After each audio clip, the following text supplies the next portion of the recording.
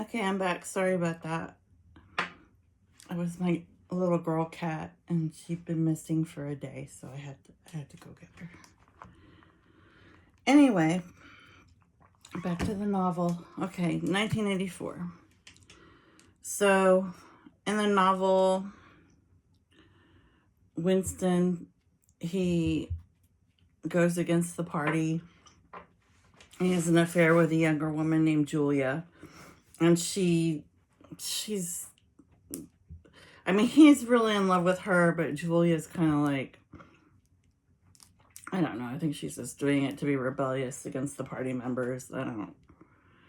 She's not my favorite character in the world, but she's very bold in terms of her, kind of wanting to give the political party a big, F you. So, like her tenacity. But in the end, after their affair becomes exposed, because there's a guy named O'Brien who's friends with Winston, and they work at the same office, but like Winston doesn't, he kind of admires him as a little bit older than him, this guy, but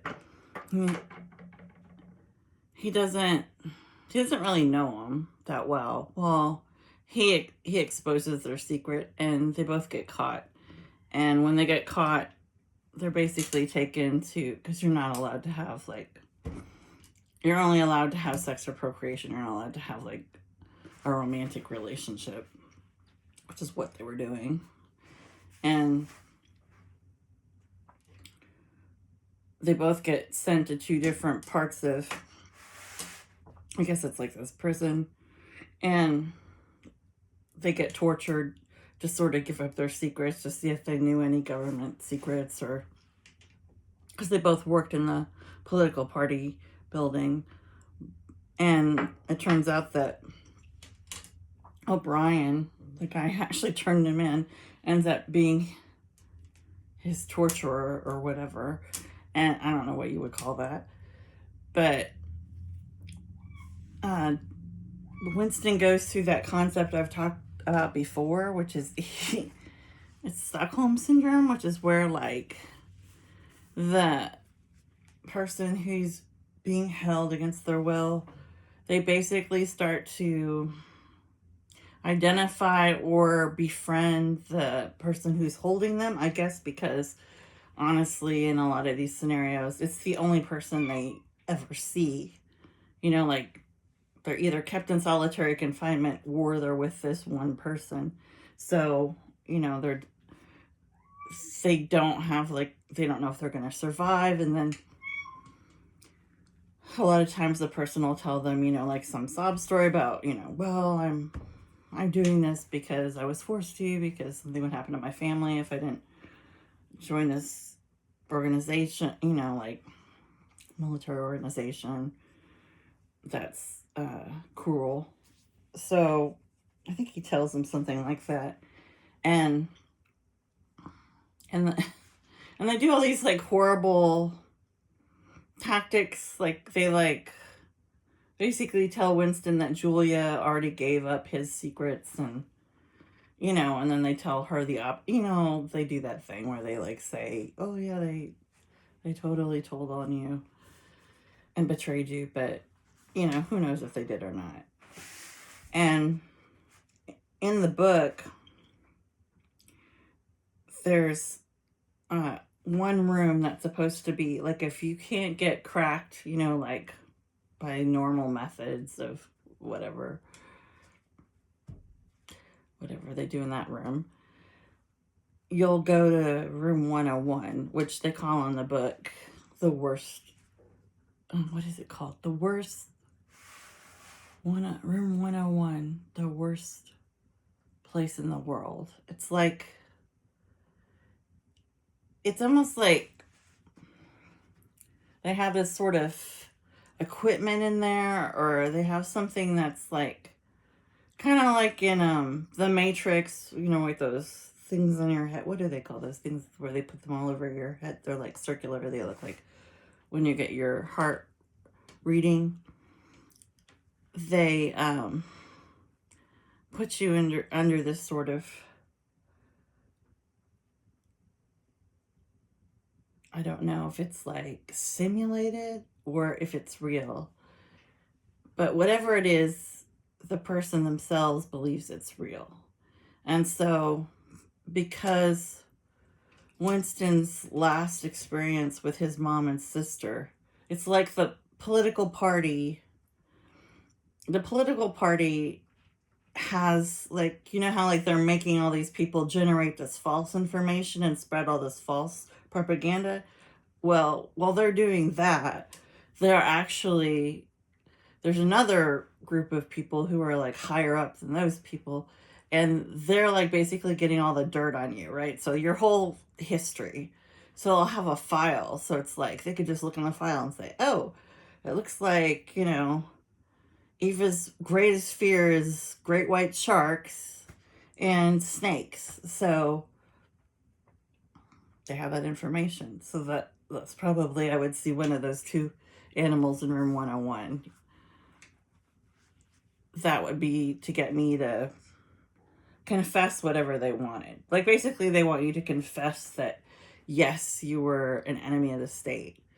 But, like, I mean, besides writing the diary and, like, having sex with Julia, I mean, I guess those are, like, massive offenses. But, I mean, Winston didn't really ever hurt anybody. He didn't try to take over anything or hold any meetings, like a resistance group or anything.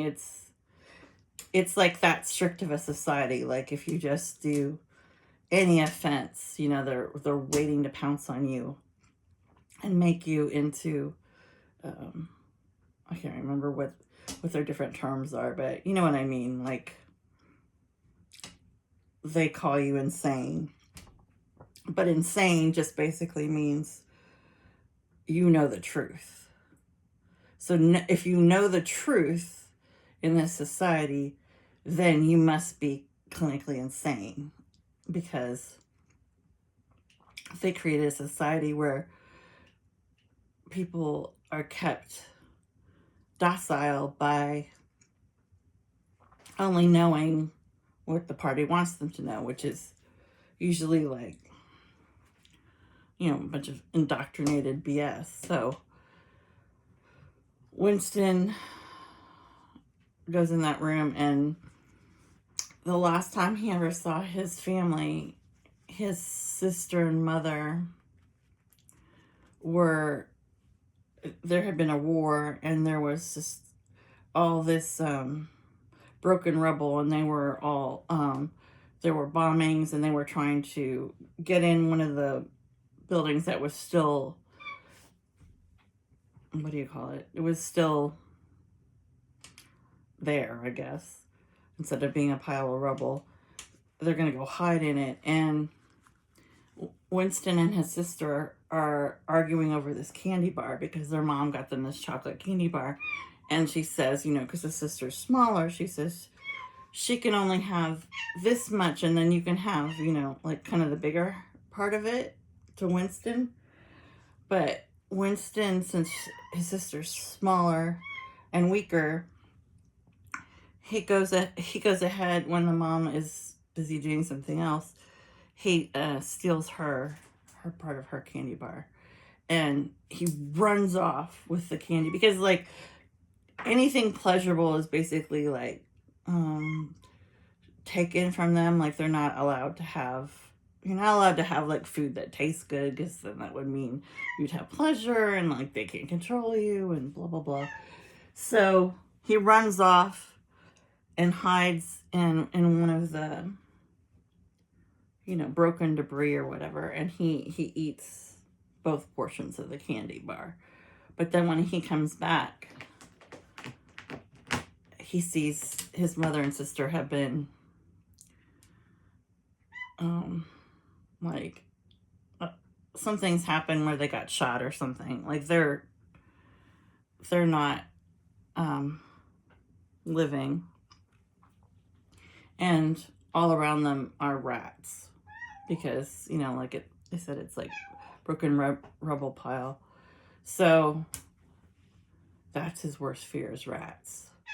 So when he goes to room 101, O'Brien has this disgusting device that it's like a muzzle, but it's a cage at the end of the muzzle, and in it is two rats, and they're obviously hungry or like they've been starved or something. And this is so sick. There's like like a little like I don't know what you want to call it, like a doorway thing, like what do you call whatever, like a space that the rats can crawl through if somebody pulls up the latch, and then they could attack his face because his face is kind of like the muzzle is holding the cage. So Winston ends up confessing to something he totally didn't do so that O'Brien doesn't release the rats, you know, eat his face. So that's the big torture scene. And it is really weird, like, because not that part's weird, but I mean, that part's just sad. But like when he and O'Brien were in the other room, like, they're just chatting away, like they're just best buddies, and they're going over like, oh, this and that about, I don't know, like different facts and stuff. Like it's almost like they forget that they're in a you know, like what the relationship is, which is like this person is holding you against your will and like basically causing you great pain and putting you on like, I think he puts them like on a rack or something and tightens it or electrocute. I mean, like it's awful, but it's like because their society is so screwed up, it's almost like Winston just like talks to them like they're buddies. And I think it's also just like because he's so crushed that Julia, you know, betrayed him. So it's like he doesn't have anybody else. His family's dead. His girlfriend obviously didn't care about him, and so all he has is O'Brien. And I'm not going to say much more about 1984, but the whole point of it is it's kind of about like how people manipulate other people and like what devices or psychological manipulations do they do to get people to either tell the truth or withhold the truth, because that's kind of like the whole concept of 1984 is it's really about truth and like what's real, what's true, what really happened, and then the cover up, like the lie, and like how you can make the lie become the truth, and the truth is then moved into a story that you heard that wasn't true at all. It was inaccurate. Like that's not what happened. And it kind of reminded me a lot of like family secrets and dynamics in families, and like when people, like older people in the family, right? Like parents, grandparents, like they have information, right? Because they're adults. But you know how like they always say like in a family, everybody will remember the same story different, right? I mean, they say that. I don't know how often that really happens, but I didn't have siblings, so I'm sure it happens more with siblings than anybody else. But the idea that family systems, because like in 1984, they're using truth as a mechanism to control and manipulate how people behave, to get people to do what they want them to do so that they can be in charge and the other people can be kind of subservient to them. And while being subservient to them, they can also kind of, since they're more authority figures, they kind of look up to them, like just like how Winston looks up to O'Brien, even though, like, in all, what do you call it? In all, I think I've said, what do you call it, like 3 times now. Like, realistically, that should be somebody he hated, because that person ended up turning him in, and also was the person who committed acts of torture on his body. So it doesn't make any sense that he believes everything that O'Brien says and that he is so friendly with him. But I've explained that before, that's like, that is, Stockholm syndrome is something that really does happen to people. And I brought up the story of Patty Hearst in the 70s, who she was a very rich, highly educated woman, and she was kidnapped by a bunch of radicals who were against the American government. And yeah, I don't even know who they were, if they were Chicago 7 or the Black Panthers. There was like a mixed match of people from counterculture, and they ended up holding her hostage for a long period of time. And there were some other people too, I think they took, but she was the only one who was famous. And then they went and robbed a bunch of banks, and she ended up being in the robberies as someone who was holding the gun, or like, helping them. But she had also been raped by multiple members of that group for, who knows, months. So she had formed a sort of, it happens in cults a lot. Like, if you hear, like, where adults will come on, like, talk shows, and they'll discuss, oh, I was part of the blah, blah, blah cult. And they'll always say the thing, like, well, my parents joined this commune, and we all ended up having to have sex with, like, people in the church. There's always, like, some gross thing that happens, and it's always because they're coerced, like, they're groomed from a young age to believe in that these people have their best interests at heart, but of course they don't. They're using them. Much like with the priests in the Catholic Church, who all got caught for,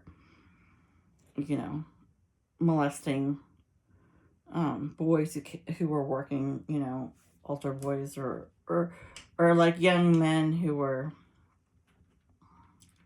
part of the congregation, that they would volunteer for different duties and have to stay over. And it's the same concept. It's like, unfortunately, they're groomed when they're young, so it's like, by the time they're old enough to really be able to sort of fight back, or like they would be strong enough to really be a challenge to whoever's doing this to them physically, they're just like so brainwashed that they don't. Like, there was this famous case of this kid, oh gosh, what was he, 15? When they found him, he had been missing for, I want to say, 10 years. And he'd been living with the guy who abducted him when he was, I don't know, like 8 or something. Or he must have been younger, 6. And when they found him, and he confessed who he was, it was just like he had just been, like, riding his bike up and down the street. He was totally alone. He wasn't even with the person who had kidnapped him, who was pretending to be his father. And, their question to him the police was much like they did this to Elizabeth Smart when she had been abducted by that guy who was really mentally ill. And he had her wearing like a a whole kind of Muslim woman's costume so that nobody could see her face, and his wife was in on it too. But it was the same thing. She was allowed to go shopping at different points on her own, and she also did not alert anybody of who she was or try to get away. And that was the same thing with this kid, is he was just riding his bike, and like he was totally free to like go tell somebody and get out of there. But it's like they're just conditioned, like that something will happen to their family members, they'll be killed, or like from a young age they're told this while they're being abused. And so it's like by the time they're that age, it's like they're so numb, and they have so much trauma from what they've had to endure, with these people, that they don't even have like sort of the wherewithal to try to ask for their own freedom, even though they're technically not being held by anybody at that point. So that's kind of like what was happening in the book. So I don't think I'll talk about Lord of the Flies now, because it's like I'm already eating up time talking about this stuff. I'll just talk about intergenerational trauma and then wrap this up. I'll have to do Lord of the Flies another time. Lord of the Flies is different. Lord of the Flies has really got nothing to do with like secrecy or brainwashing. Lord of the Flies is more about evil, and it's about kind of like defending Jacob. Like it's about like, if we have the desire for bad things and good things inside us as a human being, like why do some people increase one side of that and not the other, while others, fully develop like the darker side of themselves to the point where they're like sadistic? Like what is that? Like, is that a choice people are making, or is that something that their environment taught them? Like, were they around people, family members or whoever they were with growing up? Were they with someone who was abusive or domineering, so that like they're just copying their behavior? Or is that something like where it's their genetics and they have sort of a predisposition to violence? Like what makes some people choose straight and narrow, where others become very deviant? Like, and that's kind of what Lord of the Flies is about. So that's like a totally different concept. So the reason I was bringing up intergenerational trauma, so basically, I don't remember if I said it or not. That would be, that'd be like multiple generations, and they're just handing down, like if there was addiction or domestic violence, or like a lot of secret keeping, or like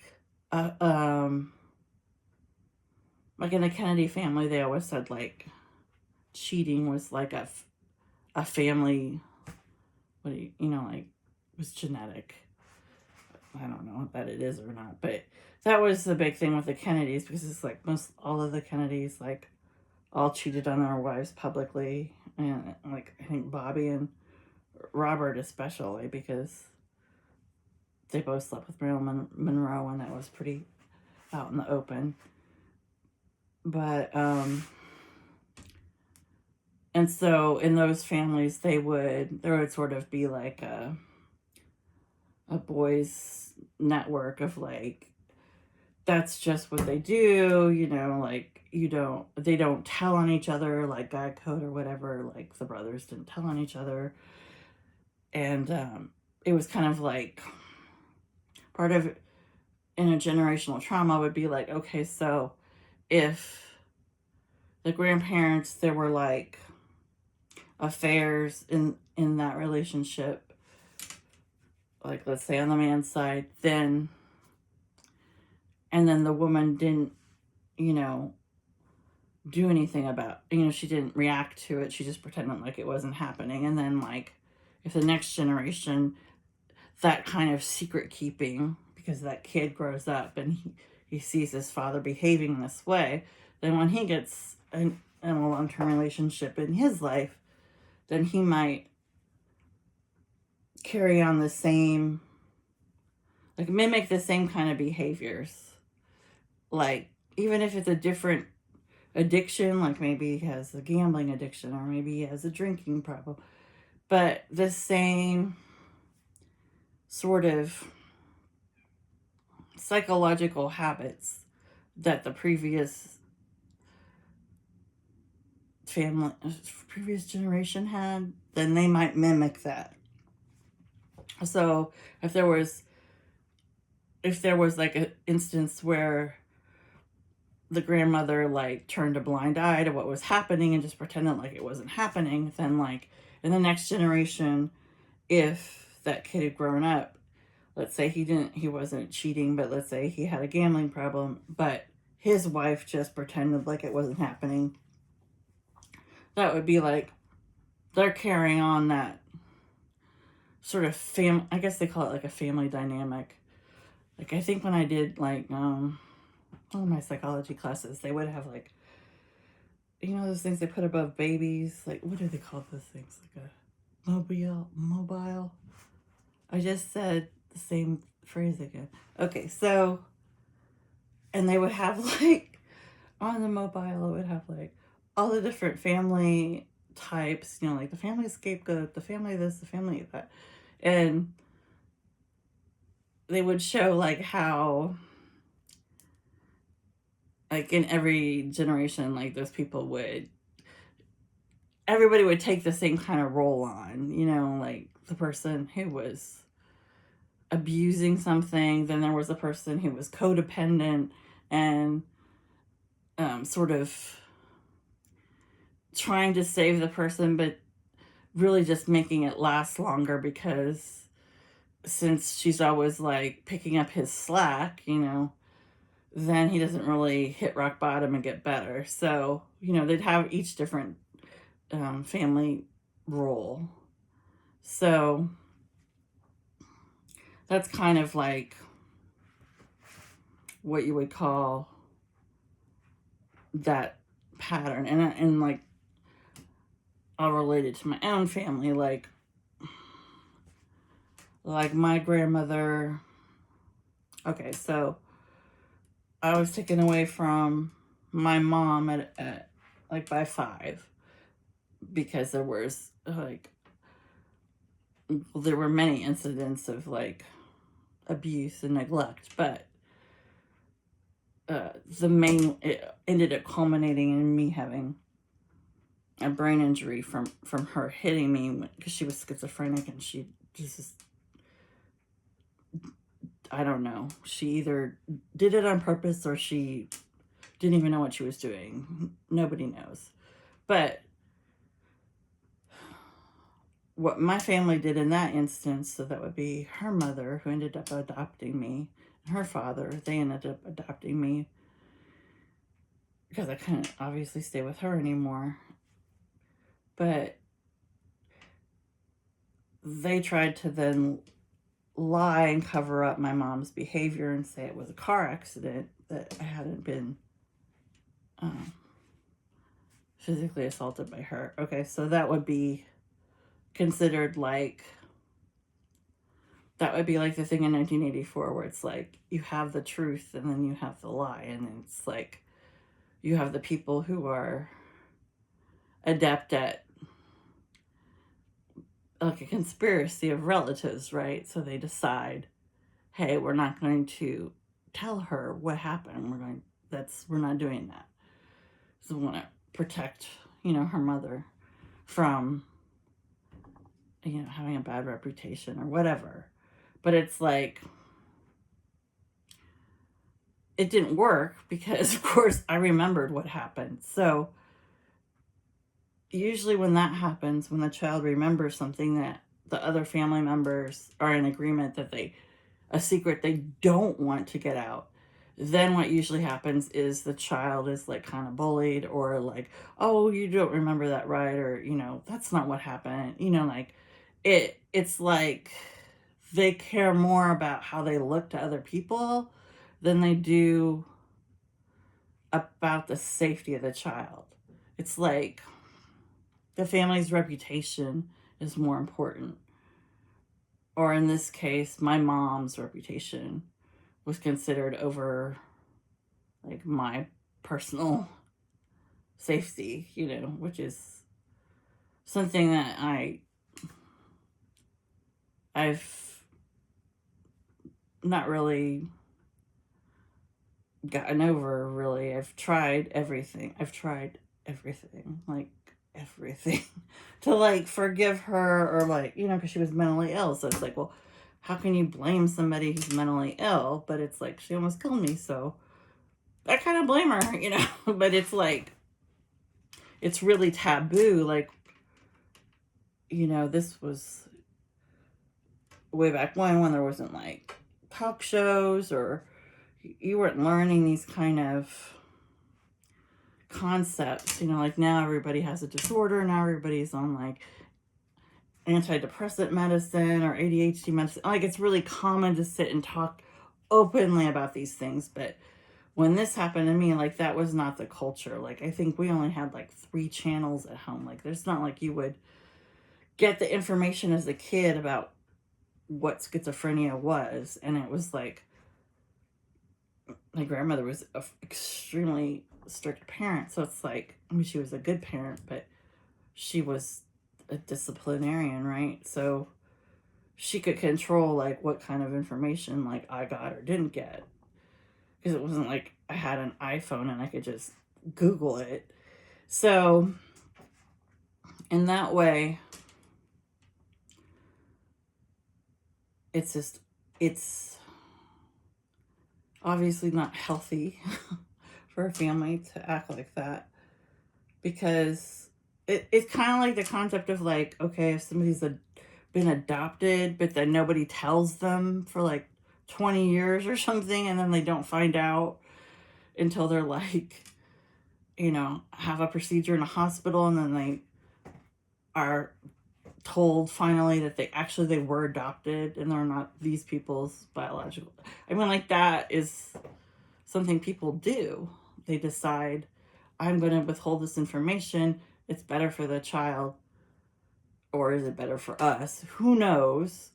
Sometimes it is better for the child because, maybe they had a parent that was, like my mom. And like, I've always thought that well, it's complicated. It's like, my hope and wish had always been that I would, after that terrible incident happened, that, I would never see her again. Like, I don't think I should have ever been with her casually ever again. But, until I was like 18 and made my own choice. But that's not what my family believed. They believed that they were fine with just pretending like everything was okay. And then, like, my grandparents needed me to help them because they would want to keep up her house, and it would be, it would be they kept her, and she was in a different state, and it was like we had to go several times a year to go kind of fix everything that she had, wildly messed up by herself, because she really couldn't take care of herself. But mental institutions didn't keep people long term after the 50s, so there was really no other choice. I mean, honestly, most people who have severe mental illnesses like her, who refuse to take medication, I mean, most of them are homeless. So the fact that she had her own place was, she was extremely lucky. But part of that would be like, we would go down there. Like, I remember one year when we went down there, and she had these like French doors, and they had glass panels all the way up and down them. And she had, I don't know what she did. She broke every pane of glass. They were shattered everywhere, all over the house, on the floor, everywhere. And she had all these pets. Like, she had all these stray cats, and she had a rabbit that pooped everywhere. And it was like, there's all this broken glass, and then, like, of course, like the air conditioner didn't work, or, like there'd be all this shit, like she had like burned the stove, like not made a fire, but you know what I mean? Like everything was full of like grime because we hadn't been there for like 3 or 4 months. So it's like when we didn't go there, all these things would just pile up for months. All this, what I'm telling you, like nobody would be doing anything because she didn't care, and because she was just hallucinating all the time, and she would just walk around the glass like it didn't even, like it wasn't there. She didn't think about it. So when we would get there, it'd be, you know, disgusting, and like having to clean it up, and also deal with her the whole time. And, she would be, she would be violent. She would be, actually, the main thing about her is like, other times she would just be talking to you about a book she read. I don't know. And like, then she'd be like completely just talking to voices the whole time and being agitated. Like, I mean, like basically you just had no idea what she was going to be like. Like at any moment it could change. And it's like, it would just be like horrendous, because it's like, you'd be like working really hard doing this disgusting work, right? And then it's just like I was just kind of confused. Like, how did she break the glass? Like, what did she do? And like, since she'd hit me when I was, I mean, she hit both my grandmother and I for years, at different times. So, I was deeply afraid of her. So it's like doing all this cleaning, and then she's there, and you don't know if she's gonna fly off the handle or not, because you're just stuck in this, house with this person who is completely volatile, and then all your family members are just pretending like nothing's wrong. It's like maddening. And then I would have all these like terribly guilty feelings, because it's like, I understood as a child, I knew right from wrong, and I understood, like, even if I didn't really know my mom because she was always mentally ill, I knew that, like, it's wrong to, like, hate or have feelings of, like, well, I wish she just wasn't here at all. Or I wish, she'd get in a car wreck so I wouldn't have to deal with her. I mean, like, just to have those thoughts was, like, I would feel, like, terribly guilty. Like, I would feel gross about myself. Like, I would just want to throw up. Like, I would just think, wow, I'm like, because I went to a Christian school as a kid, and I would just go back there, and I couldn't tell anybody. Well, I chose not to tell anybody. I could have told somebody.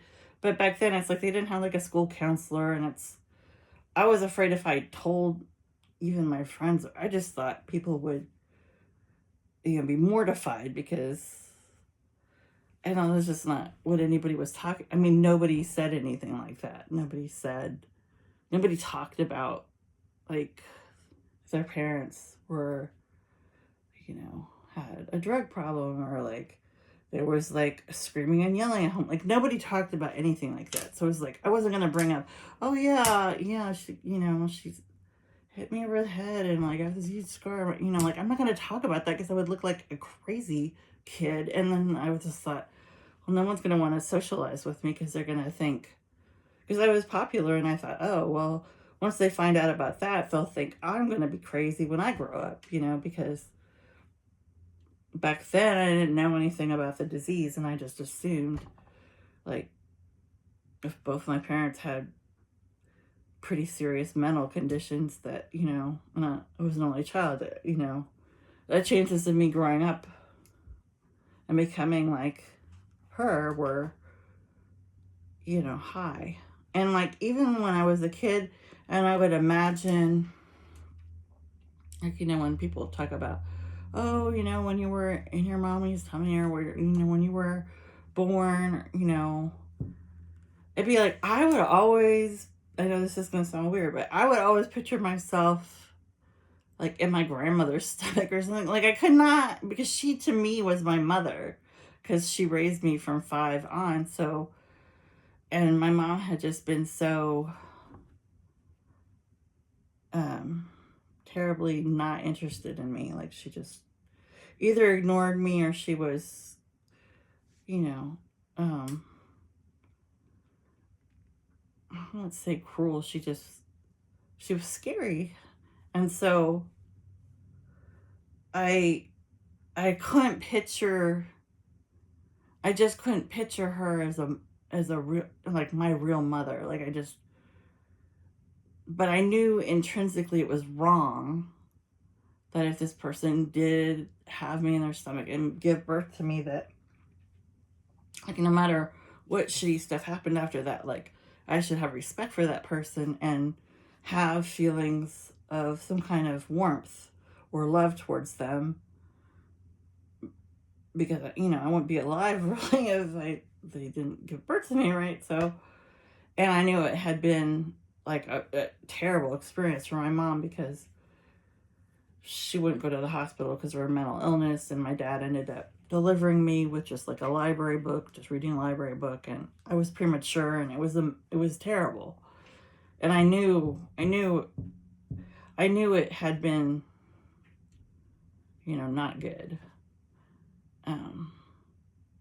I had read some diary notes that about my birth, and they were, not good.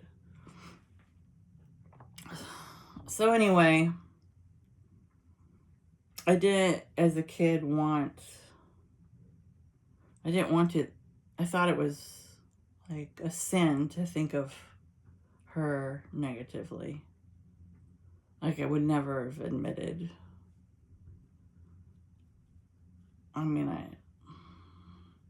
But it haunts me to this day, because like I have tried everything to like forgive her and like get over it, or I don't know, like, and I've done EMDR and all kinds of therapy, and I think I had one time in therapy, maybe twice in all these years of my life, that I ever had like kind of a breakthrough about it. And then it turned out to be like just sort of a single breakthrough, and that was it. Like I thought it would be like, okay, I finally am like really having the feelings and really like processing this. But then it would be like, I go back and nothing, and like nothing. Like it was almost like it didn't happen. It was almost like I just regressed, and I didn't feel anything except guilt and shame and blaming my grandmother, blaming myself, negative feelings towards my mother.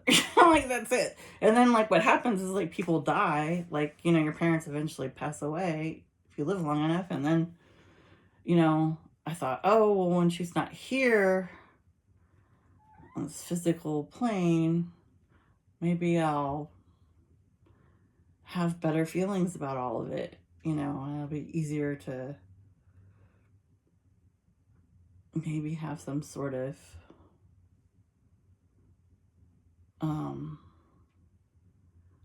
warmer feelings about her or something. But no, that doesn't happen. Like when someone dies, you still have, I can only speak for myself, but that it did nothing. The only thing it did is make the chance of any kind of reconciliation or any talk about it completely not, it's impossible. No, that will never happen. But I don't think, she was never well enough that we could have had that discussion anyway. She got better when she was older and in a nursing home, but she was never 100% there. So I don't really think we could have. I don't even know if she remembered what she did. I don't know. So I guess that's enough depressing talk about my personal history and how it relates to the super depressing book I brought up. So there you have it. So, don't thank me now. All right. That's it for today. Bye.